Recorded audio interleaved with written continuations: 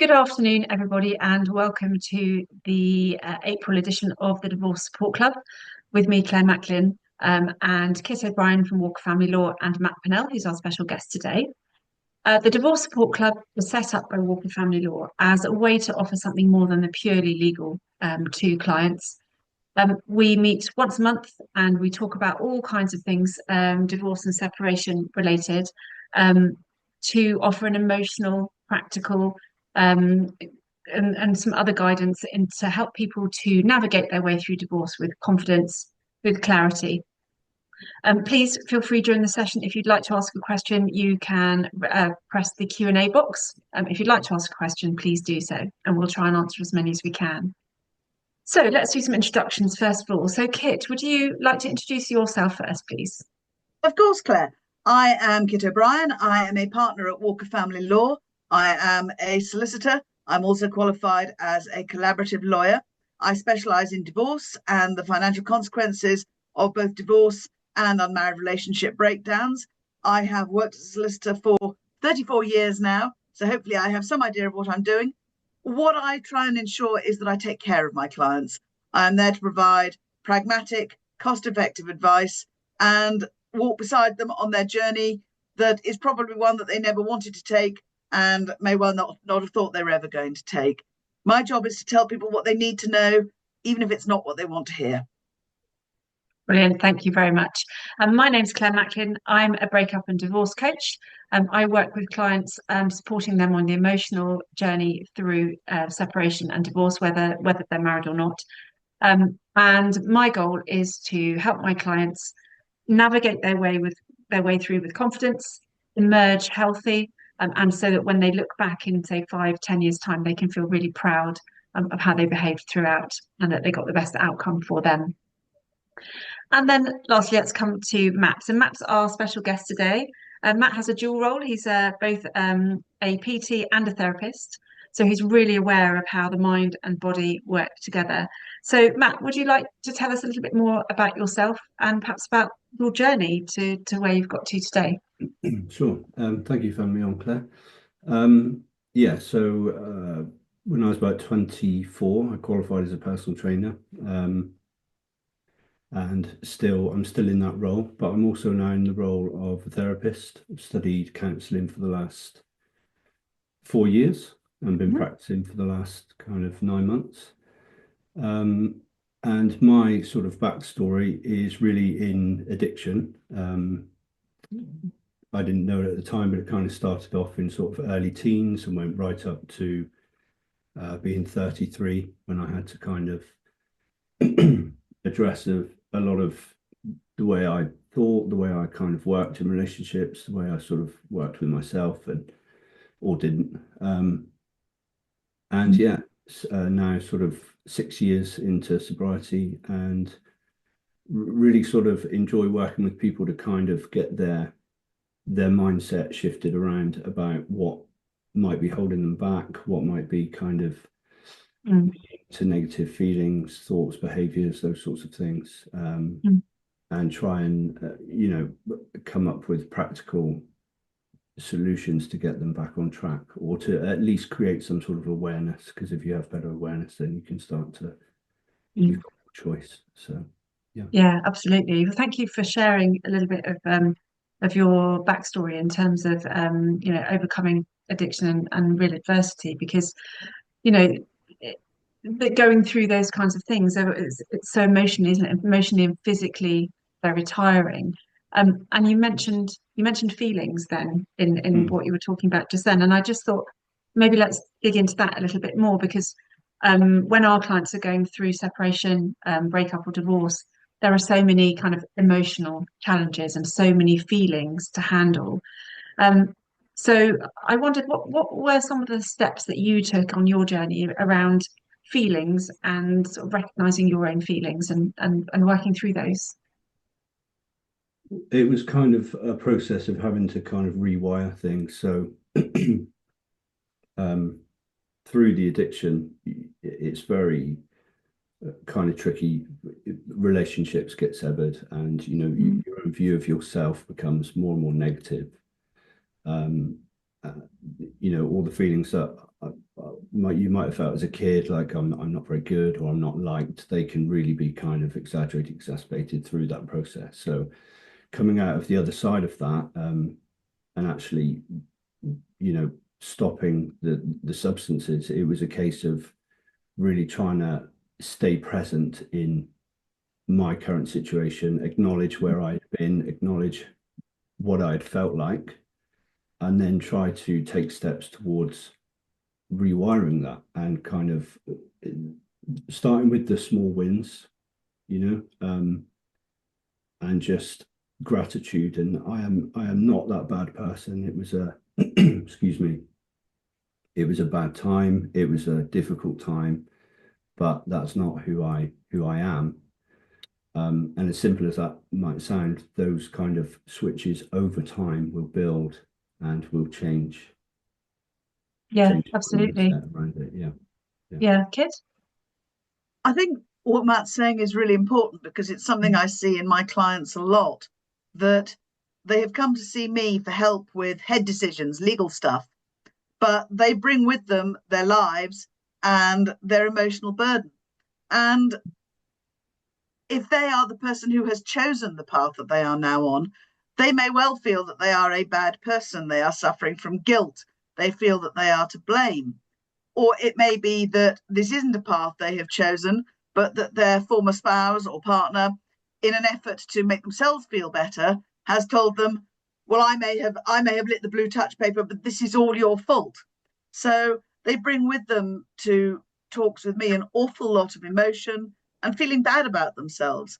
And I can help them sort out the legal stuff, but I can't necessarily help them address those emotional feelings. And that's where people like you, Claire, and Matt come in, because you can do that work with them, which helps them be better placed to work with me on the head stuff and hopefully reduces their costs because they are approaching their work with me in a more objective fashion. Absolutely. And Matt, you spoke when you were speaking just now, you spoke about being aware. And so I wanted to ask you a bit more about that because that seems to me, and I say this to clients all the time, that's the first step, isn't it, towards shifting anything, towards changing anything, is to become very consciously aware about what's happening in that moment. So I wondered, have you got, I mean, what kind of strategies did you or do you use in order to have that awareness, in order to be able to ground yourself in the current moment? So trying to keep things in perspective, which I know saying that when you're really going through it with something, if someone says that to you, you kind of think, well, you don't know what I'm going through and all this sort of stuff. But you get caught in or I would get caught in like little loops of stuff like, I'm never going to be happy again, for example. And then Yeah. that statement to myself would make me less motivated for change, Mm. feel worse about myself. It would tap into other insecurities, which would start to come in as well. And then the sort of actions I would take is I would cancel plans. I wouldn't apply for a new job. I wouldn't try to get myself where I really wanted to be. So it Mm. would have this knock-on effect that would It's a leave me downward spiral, isn't there? even worse than I did in the first place before that thought came in. So, I mean, a statement to yourself like, I will never be happy again, it is untrue. You don't know that for a fact. You're saying that based off how you're feeling in that moment. So it's acknowledging that moment. In this moment, I feel terrible. The things Mm. I may have done may have caused people pain, or what's happened to me has caused me pain. And it might feel like you can't get out of it. But that statement that started that spiral off was not Mm. true. So it's about keeping things you're telling yourself in perspective. Mm. And reminding yourself, I think another important thing is around reminding yourself that although you may feel that in this particular moment, you're still safe. Yes. Reminding yourself that in this particular moment, I am safe where I am. Nothing is happening to me in this precise moment. Yeah. Um, so mindfulness, those kind of things, and breathing strategies. And I wondered whether, do you have any particular strategies that you found particularly helpful to sort of ground yourself in feeling safe in the particular moment? So box breathing, Mm. which is 4 seconds in, 4-second hold, 4 seconds out, 4-second hold. Yeah. Which again, if you had said to me 10, 15 years ago, if you start to practice this will calm you down, I would have fobbed it off. But it really genuinely does, because it completely changes the nervous system Mm. and what the nervous system is doing and what it's telling you. If you're in fight flight, you're stressed, you are less rational, you're more susceptible to more negative thoughts and reacting off those. So that technique, just for 60 seconds, will start to change your nervous system and calm those stress hormones down. Yeah. And that's, I suppose those are steps 1 and 2. Step 1 is noticing the feeling that I've got in this moment. Step 2, notice that I'm here, where I am. The box breathing helps bring oxygen back to your brain to help you to then feel safe. And then I suppose is the next step then to start perhaps asking yourself some different questions or saying some different things to yourself. Yeah. So another thing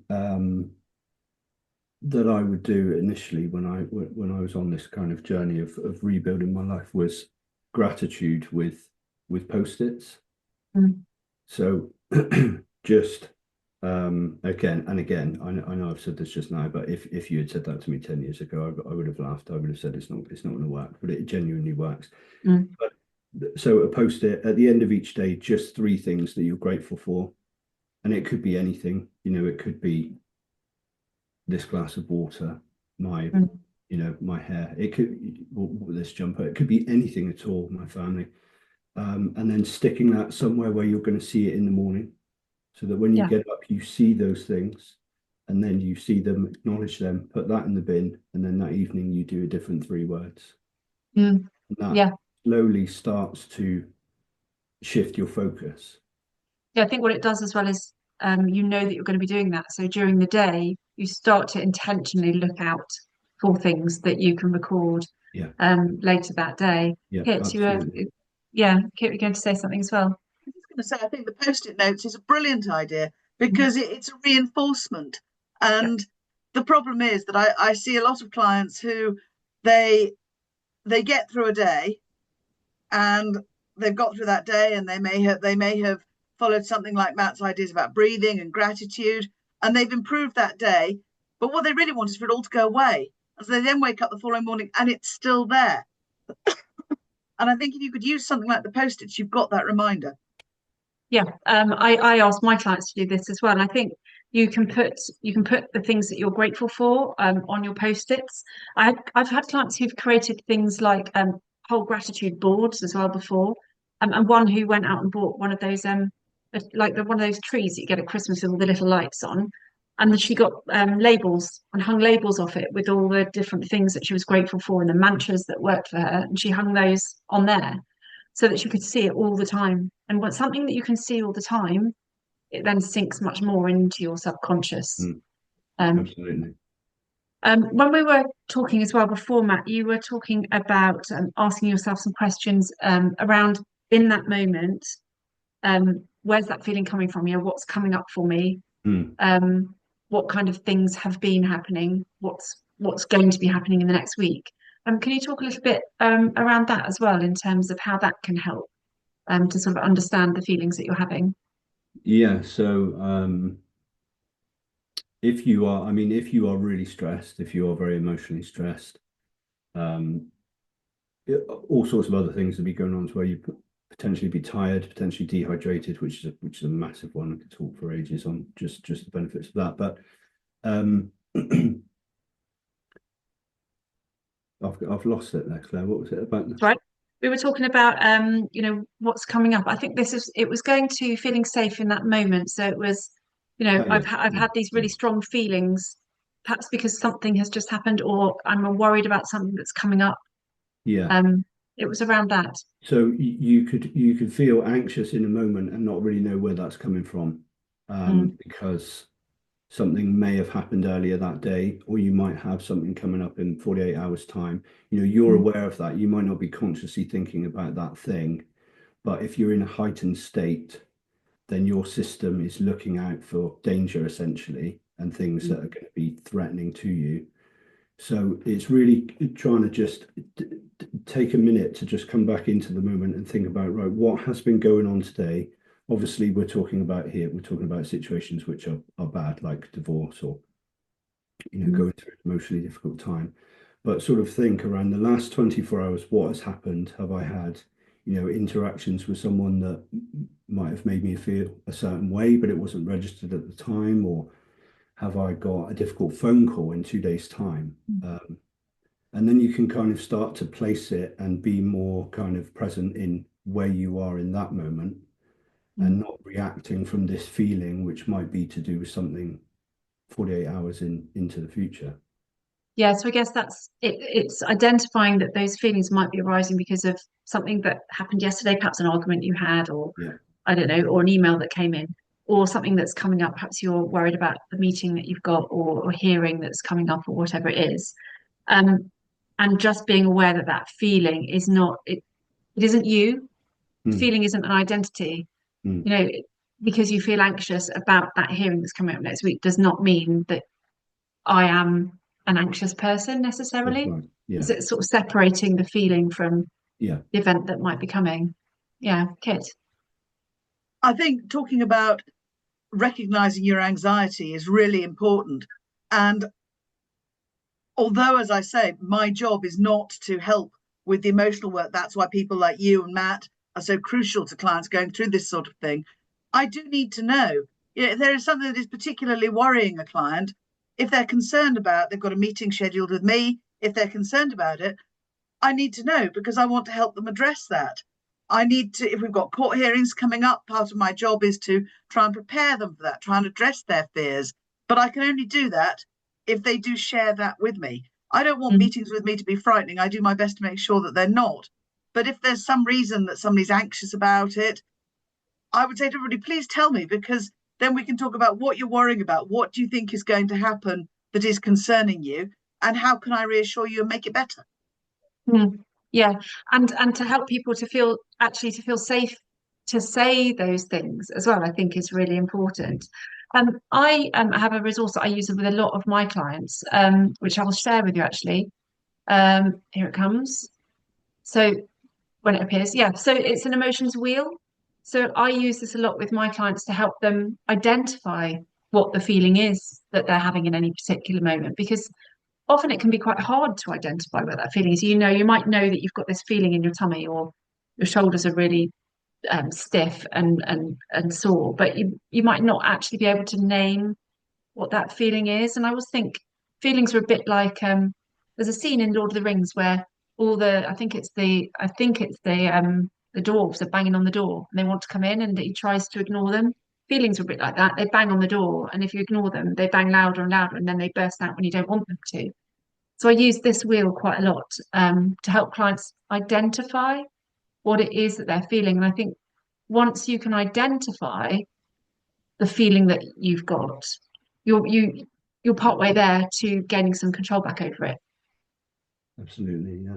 Yeah. Mm, Because it yeah. can kind of go, I find this in the therapy work that, for example, another statement, if you said this will never get better, for example, and then you might feel anxious around that, and then you might feel hopeless around that, and then you Mm, might avoid and isolate yourself, and um, you know, then you say to a person, well, what would it mean to be isolated? And then actually, that means they would feel lonely. And what yeah. happens when they feel lonely? They would feel scared. So Mm, actually, that statement at the top was about being scared. It wasn't about what it sounded like it was, if that makes sense. So it's mm, about kind of trying to find the root feeling, um, yes. and then you can work back up and try and readjust those statements to make put things in perspective. Yeah, absolutely. And that feeling of loneliness is something that comes up a lot with the people that I work with. So do you have any how would you what would you be saying to a client who was coming to you, Matt, who was saying, who was saying those things, I feel really, really lonely. What might be some ways to combat that, to start to feel a bit better?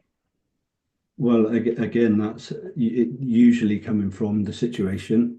Mm, So if they are having difficulty in a relationship and that person is very important to them in their life, that disconnect from that person will lead them to feel less connected and more lonely.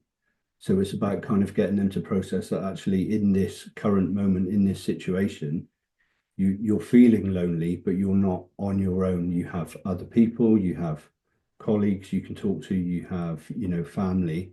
It's not that you are lonely, it's that the situation is making you feel lonely. Yeah. So again, Yeah. it's like shifting the perspective. It's, I am not alone. It's just I feel alone. Mm. And when you can move something from being an identity statement like I am something to I feel something, it really helps to lower the impact Yeah. perhaps of that Yeah. feeling.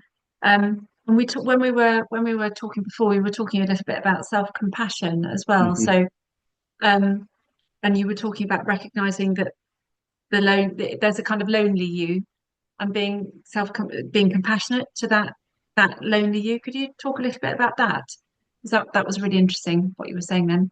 Well, it's just kind of like it's sort of in the sort of therapy world, it would be kind of inner child work. So, Mm. excuse me, sorry. If you felt lonely, um, there were, or if you feel lonely, there was probably times when you felt lonely as a child if you were told off or if, whatever was going on. And it's about kind of having compassion for that part of you. So rather than, because we can be so hard on ourselves, right? Especially going through a bad Yeah, situation. I'm terrible. I didn't do this right. I wish it was. I wish. Um, but sort of trying to just pause that and think, this is really hard for me. I'm going to try my best to be kind or kinder, even if it's for the next hour. I'm going to try mm, and think differently to stop these statements. And I'm just going to appreciate that this is difficult and I didn't want it, but I'm going to move forward in mm, whatever time that is and whatever time that takes. So yeah, it's kind of having that extra bit of room to look at yourself in that way.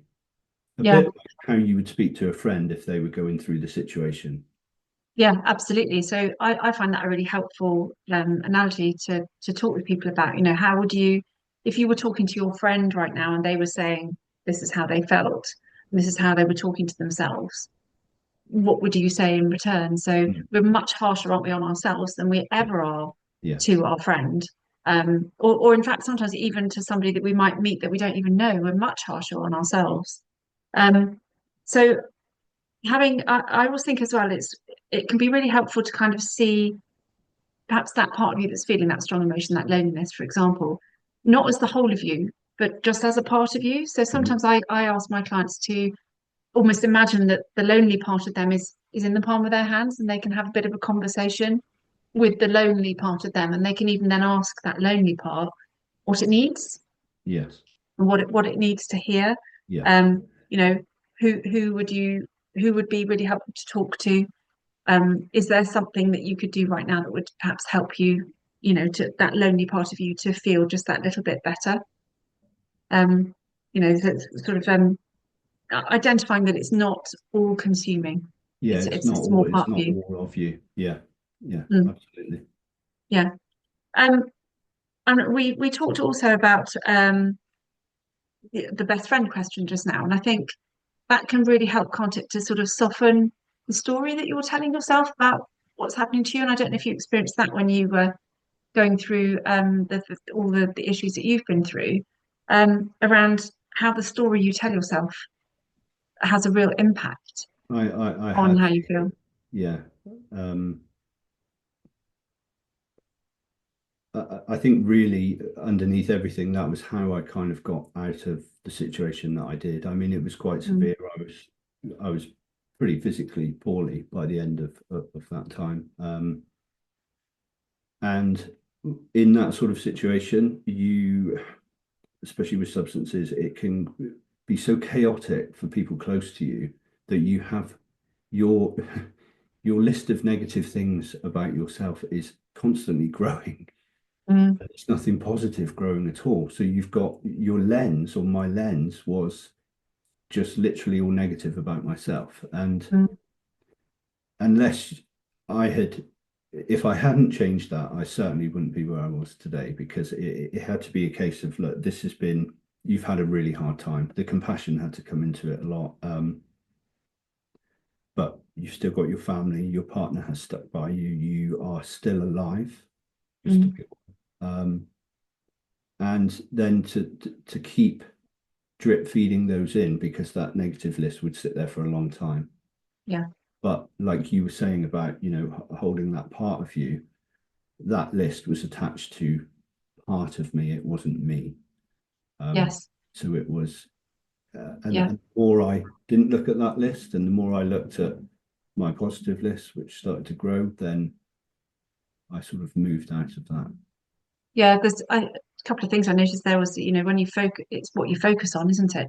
Yeah, So you focus yeah, on the negative list, and you go down that road, and when you start change your direction, I suppose, of focus, and what you focus on, you put your energy into, absolutely. can make such a massive difference. Kit, you were going to add something then as well, I think. I think I was just going to add that, Matt was talking about feeling as though this is never going to go away. And that is what a lot of people feel when they're talking to me. They feel this is never going to end. And the biggest thing they want is for this to stop and for them to stop feeling this way. And obviously, the situations I'm talking about are very different to what Matt's describing. But where it makes a difference for me is that I see a lot of clients who want to make bad decisions because they see those decisions as a means of making it all stop. And that is their overriding concern. What they are desperate to do is to end all of this. As they say, well, fine, I'll do X. And when you look at it, X is going to leave them in a very bad position. It's potentially going to give them a very uncertain and insecure financial future. So Mm. part of my job is to say to people, I understand why you want to make that decision because you think that will bring it all to an end. But let's look at where that leaves you. It's not the right decision. And again, that's where people sometimes need help to feel that they are equipped to keep on going on a Yes. journey they didn't want to be on, which is now longer than they hoped it was going to be. Mm. And there really isn't a quick exit sign. Yes. Yes. Yeah. No, that's really important. Um, I think often when people start this journey, they think it's going to be a particular period of time. They're hopeful that it's going to go a particular way, and it doesn't always turn out the way that they wanted it to be as they navigate their way through. Um, and again, I think the story that you're telling yourself at that point in time becomes really important again. So, if you're telling yourself the story that you are, I don't know, unlovable or worthless or at fault or to blame, um, then those things, it's really helpful to unpick those things and actually start to flip them. I talk about flipping things on their head. So, actually, how else could you look at this? How could you look at it differently? How could you shift the narrative? How could you be kinder to yourself through this process? I think that's really fundamental. Yeah. Um, If I could just jump well, in quickly about that sort of that lens that I mentioned. If you had a lens on that you are unlovable, that mm, narrative is that I am unlovable. All you will look for is yeah, things to confirm that. It's that whole thing of, you could get 100 compliments, they don't mean anything, but you get one insult, and that's the one that really mm, gets in there. So changing that flipping you're talking about, changing that lens and yeah. putting things more into perspective, you start to not look for the reinforcement of the negative so much. And I think that's where the post-it notes come in really, really handy. So if you've got post-it notes and you're using them to record the good things that maybe have happened today, or the things that you might be grateful for, or the informed decisions that you might have made, or the person that you spoke to that helped you to feel better. Having those post-it notes will help, but also having other post-it notes around. I remember when I was going through my first divorce and feeling really low, I asked like three or four of my closest friends to tell me what it was that they valued as qualities in me, because I had no idea at that point what they were. I remember thinking, no, I must be a really for my husband to leave me, I must be a really rotten person. I must be a really bad wife. I must be all these things. And my friends replied with all these lovely words about me, and some of them were repeated. So I then wrote myself a mantra which said something like, I am kind, I'm loyal, I love my children, I'm sociable, I'm fun.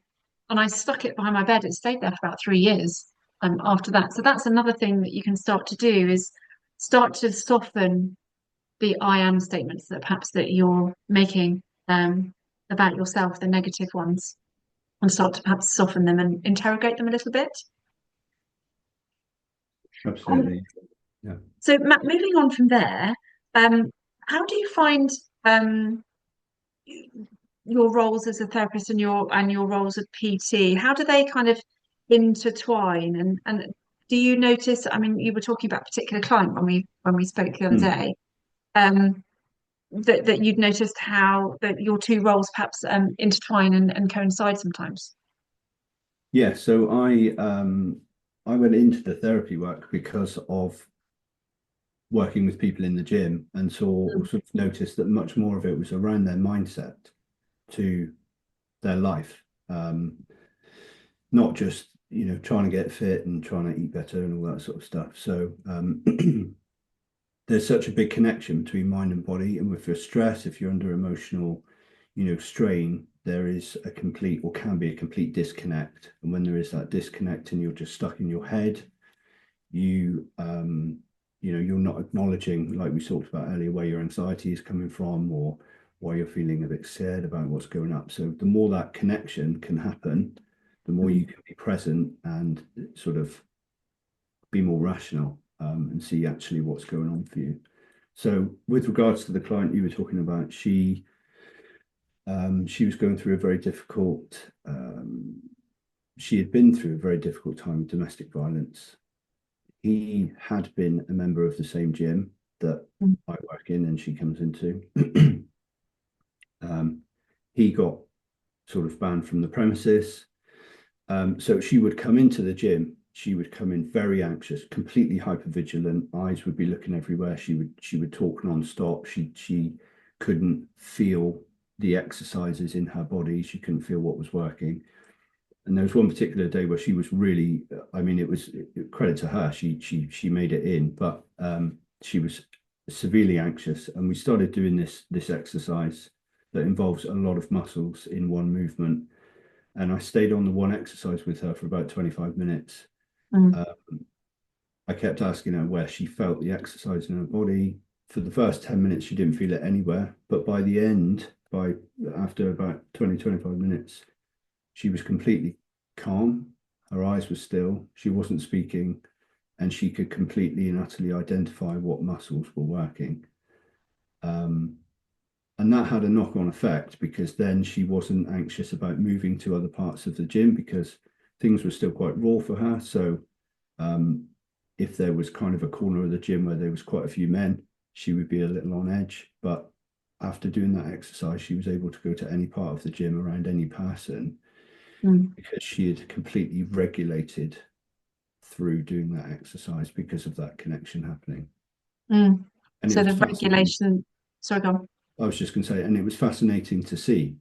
Mm, That was the most kind of obvious, or sort of exaggerated real life example I had seen of that happening, mm. in my work. And it was profound. It was amazing. Yeah, so it sounds as though it's the emotional regulation kind of followed the physical movement of her body and sort of Yeah. really into that moment with the particular exercises that you were getting her to do. Yeah. Yeah. Mm. So I suppose that's another way to really ground yourself, isn't it? And to start to learn how to emotionally regulate. Absolutely. Yeah. Which is sort of where mindfulness, I mean, it's kind of the same thing. The focus is on the breathing. So Mm, the focus is shifted. You're trying to shift the focus onto something rather than running in this kind of fight flight um, mm, mode, and that mm. brings the nervous system back down into regulation. I suppose when I think about and in terms of an image for that, you know, so you mentioned that um, when this lady first came in, her eyes were sort of all over the place and her Yeah. thoughts were all over the place, Yeah. and her words were all sort of over the place. And then gradually you kind of distilled that down into focusing really closely on a particular area of the body or a particular exercise that you were doing, Mm. which kind of then slows all of that down Yeah. and yeah, so brings it inwards.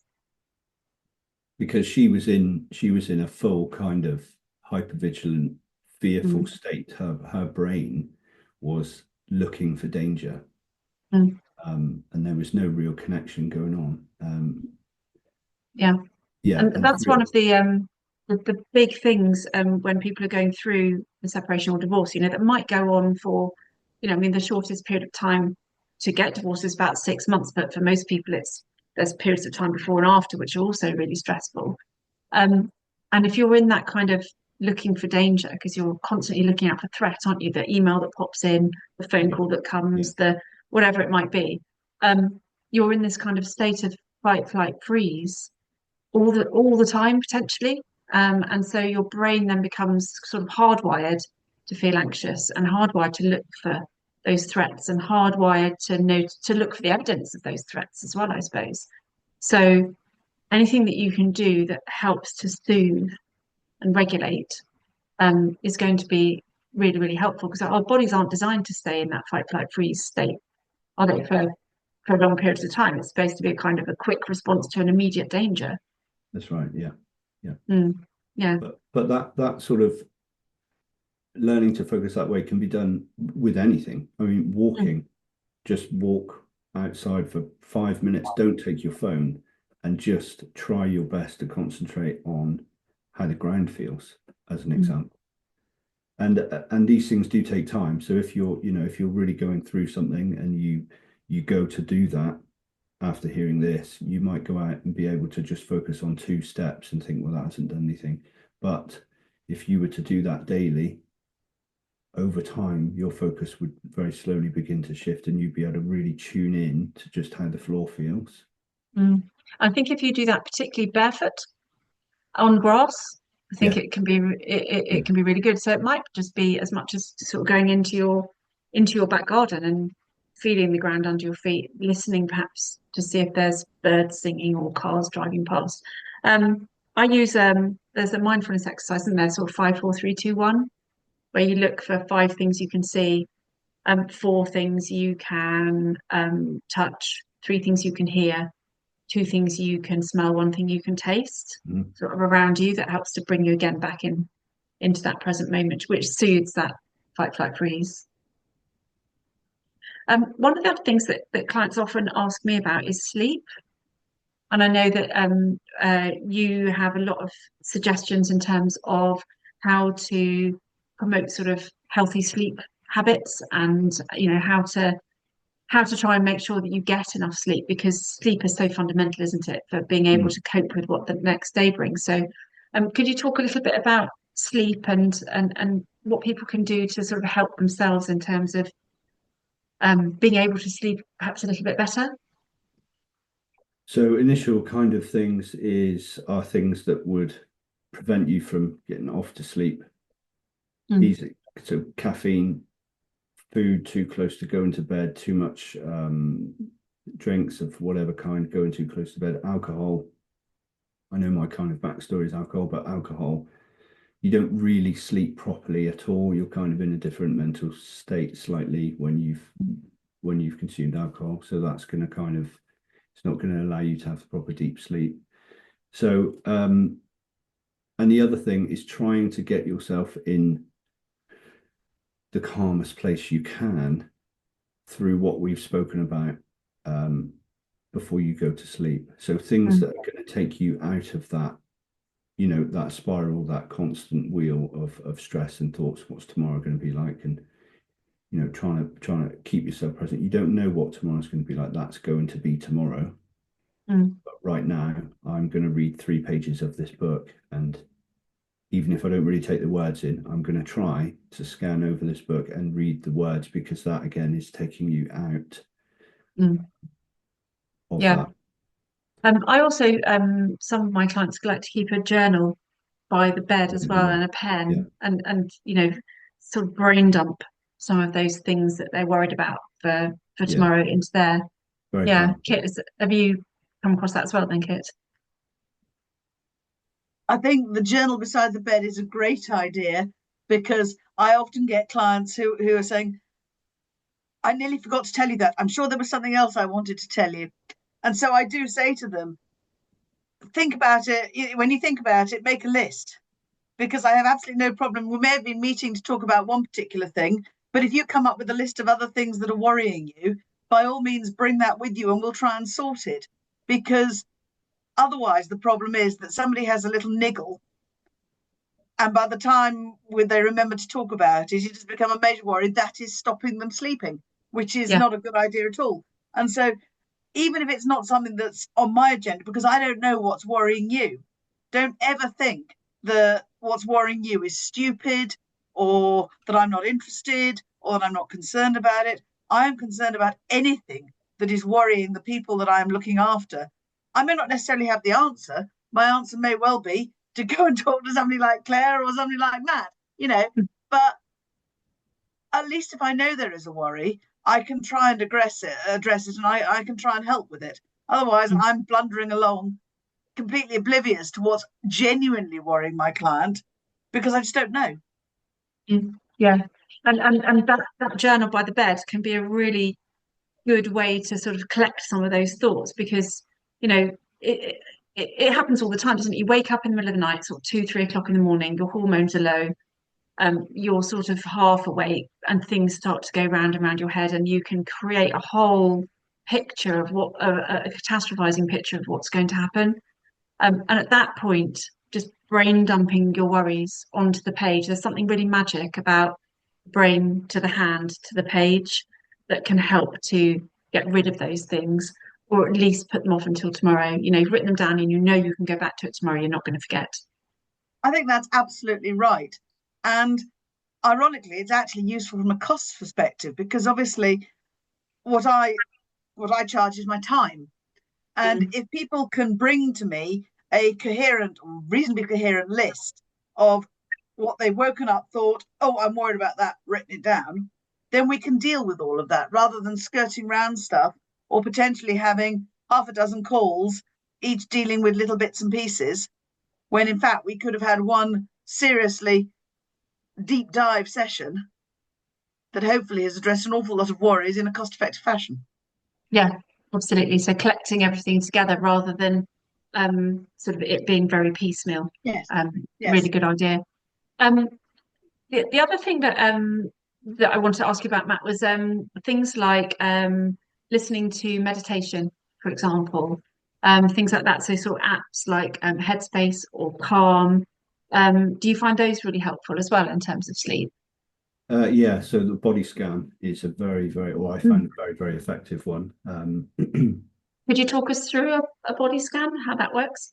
So, well, so it works on us kind of the same way it did with that lady in the gym doing that exercise. It takes you out of that. But what will happen when you listen to one is it will take you from head to toe or toe to head, and it will very gently talk you through being aware of each part. So starting with Yeah, the head, and then the neck, and then the shoulders, and the chest, and the arms, and following that and becoming aware and feeling the bed if you're laying in bed or feeling the seat that you're on is shifting your mind to mm, just focus on those parts of you. And it's like mm, a it's like a fluid process. You're going down the body and you're ending at the toes. And that is such an effective way of kind of calming you and taking you out of a mm. spiral, like a Yeah, vicious that spiral. that reminds me of an exercise that I used to do actually when I was during my first course when I was really stressed. Would be I'd lie in bed, not able to sleep, and I'd always start at my feet. Don't know why, but I'd sort of scrunch my feet up and really tense them and hold it for a few seconds and then let go, Yeah. and then scrunch up my calf muscles for a few moments and then let go, and sort of gradually work my way up my body, sort of tightening all the muscles in each part and then releasing them, tightening and releasing. I don't think I ever got beyond about my stomach before I was asleep, because it really starts to soothe your body. It sounds So like without realizing I was doing a body scan. And in that as well, you're getting the muscles to relax because they've had to contract, because you're getting them to contract. Mm. Your brain is focusing on that contraction, so it's not focusing on anything else in that moment. But then afterwards, those muscles are relaxing. So it's kind of doing Okay. two things in one. Yeah. Okay. So that's the scientific reason behind why it's working. Yeah. Brilliant. Thank you very much. Um, Other things then what would be some other tips, for example? So one of the things that people often talk to me about is being really unclear about perhaps what the future looks like. How are they going to move forward? And I wondered whether, we talked a little bit about narratives earlier, and I wonder whether you have any advice in terms of sort of self-healing and things that people can do to start to heal themselves from the inside out and begin to move, think about what future might look like in, say, a year or 5 years' time. So I think that, or something I had to do for myself was putting down on paper, or I put it down on paper, what you want the future to look like. But it has to be realistic, right? It has to be within what you know could happen. Mm, Um, and so we talked earlier about the focus on the negatives. This is rubbish. This person's horrible. All this stuff, and it's kind of you're keeping that lens on there. You're looking mm, through a lens of all these negative things, and then you're going to look for things which confirm that. And whereas what I did was really try and focus on seeing myself in the future as I wanted to be, mm, but not in a ridiculous way, not in a 50 million pound house with loads of lovely cars or whatever. It wasn't that. It was just being healthy in a job I wanted to do, in an emotional state that I wanted to be in. And I would gently focus on those things, a bit like when people talk about manifesting things, which I know is mm, uh, can be seen as quite an out there thing. But it really what it's about is feeling yourself in those situations and mm, focusing on what it's going to feel like when you are in the places that you want to be in, mm. um, Yeah, in in a realistic and gentle way. yeah. And then is so once you sort of you see those things and you feel what that's going to feel like, um, the whole manifesting thing is really quite interesting, isn't it? Because you can sort of dream about where you want to get to. And it's the next question to sort of think, okay, well, what little steps, what small steps can I start to take right now to start to actually, to realize those things and to make those things happen for myself? Mm. Is that the next sort of step? Yeah, so they have to be broken down. So in my case, one of them was getting back to doing a job that I wanted to do. So I had to do a qualification for that. So it would be, even if I just found a web page that listed where that qualification could be done, that's it for Mm, that day. yeah, The yeah. next Tiny day, little steps for action. Yeah, yeah, the next day, have a look at it and think about where could I be prepared to travel to do it. That's it for that day. Because if I started to think like, all right, there's one in Bristol, there's one in Torquay, I can't make it to there, I can't do this, and then I'm off there already. I can't do this. It's not going to work. This situation's hopeless, and then I'm back into that thing. So yeah, it's keeping it all very in perspective, very gently done, very realistic, and very small steps, small wins, because they yeah. really equate to a much bigger win. Yeah, I think when you take a tiny step every day, when you look back after 6 months or a year, you will Yeah, realize quite how far you've come. absolutely. I Yeah, call this using your wow brain. So you can look back then with your wow brain and say, look at all those little steps I took and I've climbed this mountain. Um, and I think that's really good advice for anybody who's really worried about what the future looks like in a year's time. Well, let's start thinking about where you might like to be by then, but then that's let's it. take some really small steps today, tomorrow, next week. Yeah, yeah. Yeah.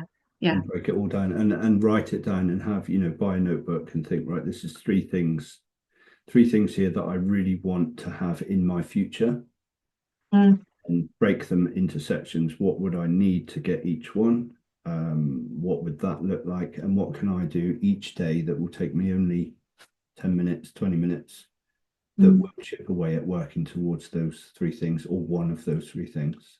Mm. Yeah. And it sounds as though you really rebuilt your life from from the foundations up using that kind of approach. Yeah, yeah. I had to rebuild everything. I was in debt. I had no job. I was physically quite unwell still. Mm. I had to rebuild all my relationships with my Mm. family and my partner, and it was every part of my life was affected. Mm. Um, That's what I was about to say. See, it sounds like it was every part of it was massive, your existence. and and Yeah. and if I'd begun to focus on sort of really where I was, or you know,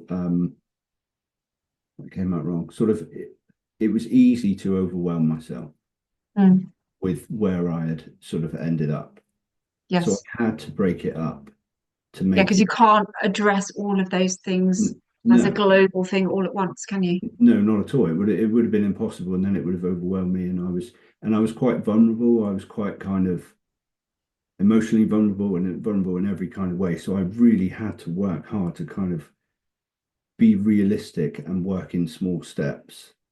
Yeah. Um, and then they started to build up, and that's what pushed me on to do it again. But if I tried to jump too soon into something, uh, Mm. then that would lead to then that feeling of failure. It's not going to work, and Yeah. So yeah. what would you say, of all the things that we've talked about today, I, I'm really curious, what would you say would be, the two or three things that you did that made the most difference, that might make the most difference for some of the people watching? So gratitude for me, the Mm. post-its, Yeah. because my the previous 20 years of my life, like I'd said, I built up that negative list about myself. So I had to rewire that. If I didn't do that, I would have looked at everything I did and tried to do through a lens of, I'm no good, I'm useless, and Mm. it wouldn't have worked. So the gratitude, the post-its, were one of them. Yeah. Yeah. Did you want to go, Kit? No, I was just going to say, sorry, I didn't mean to interrupt. I was just going to say, I think it's really interesting that my clients look at everything through the prism of where they are in that family breakup. They find it, not surprisingly, very difficult to see and envisage that there will be something on the other side. I can't guarantee it will be better. I can guarantee it will be different, but it will be something that they will come to live with and hopefully feel that it is something that they can live with and that they can still find enjoyment. I think one of the strongest things I often say to people is I have people who say that their former spouse has ruined their life. And my response to that is only if you let them. And I think that is so important that people need to understand that at that moment in time when they're dealing with me, they feel everything through the misery of the situation that they are in. And it needs to be, as you said, Matt, bite-sized chunks as to how they move forward, so that Yeah. we can't solve it all at once. But what we Mm. can do is keep chipping away at the ice block and eventually sculpt it into something that, whether it's beautiful or not, I don't know, but it will certainly be different, and at least it enables them to move forward. Yeah. And the gratitude that Matt's talking about can be really powerful in Mm, those if absolutely. to start chipping away at that prism. So yeah, so coming back to you, Matt, so the gratitude was one of the really Mm. big shifts that you made. What was perhaps one of the other ones that really changed it for you, that was fundamental? Acceptance. Mm. And I think maybe that's probably the hardest one, to accept that I felt I had lost so much time I'd Mm, lost my 20s. I achieved stuff through my 20s, but I wasn't happy. I was, struggling underneath it all. mm, So, yeah, 6 years ago, I had to accept that that's what's happened.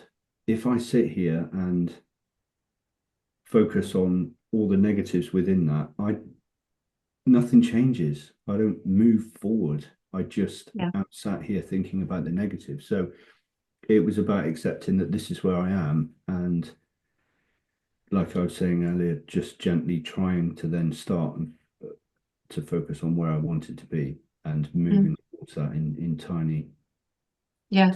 And changes. I suppose when you're at that moment, you have choices, don't you?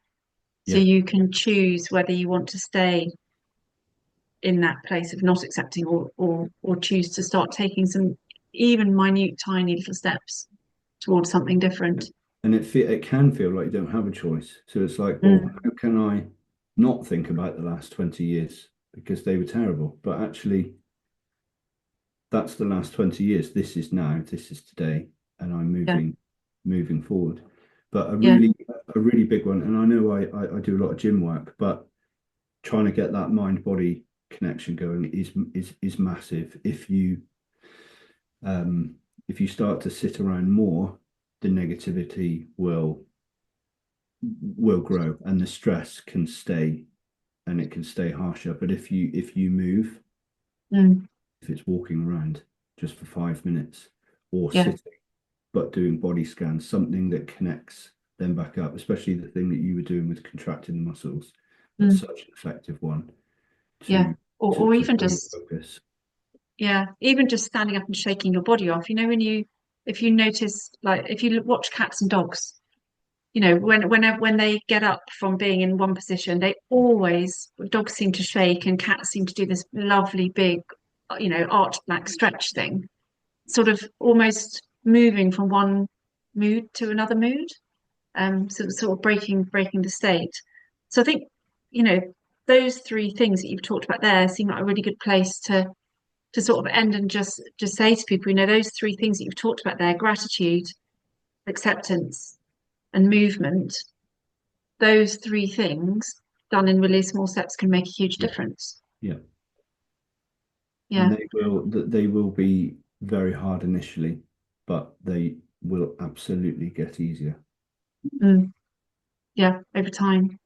Thank you very much, Matt. I mean, you've shared a lot of your personal story with us today, and we're very grateful Absolutely. Yeah, um, for you for doing that. So I just want to say thank you very much for coming on and sharing all that with us. And I hope that those listening have learned a lot, and will take a lot away from this. Just before we go, though, Matt, would you like to, or could you share with us how people can perhaps find you if they'd like to talk with you further or ask you any other questions, or come and do some PT or some therapy? yeah. So my they can contact me through my website, which is recovery2resilience.com. So two with the number two in the middle. Mhm. And an email is matt at recovery2resilience.com. Um, Brilliant. and We'll I make can sure send that you, those go in the notes as well, yeah, sure. um, Yeah. to the session. Sorry, you were going to say something else. That's all I was saying. If we just pop them down in the notes on the recording. Yeah, absolutely. And we'll put them onto when this goes up onto YouTube, we'll put them in the notes to that as well. Um, Fantastic. so thank you very much. And thank you, Kit, as well. I hope you've enjoyed this. The first time that Kit's on one of these sessions. So I hope you enjoyed it, Kit, and hopefully you'll be It, back. it's been absolutely fascinating. I'm happy to come back every time. Although it may seem strange, my aim is for my clients to spend as little money on me as possible. And I Mm, am in no doubt that working with people like you and Matt enables my clients to do the stuff that too many of them end up trying to pay me to do, which I'm not trained and equipped to do. So I really hope that today will have shown them that there are other ways. brilliant. Thank you very much. We are back again next month. I can't remember the date off the top of my head, but we're going to be talking about managing anger. So that will be an interesting follow-on from what we've talked about today. So again, thank you very much, Matt. We've No problem at really all. appreciated you coming along. So Thank you for thank having you. me on.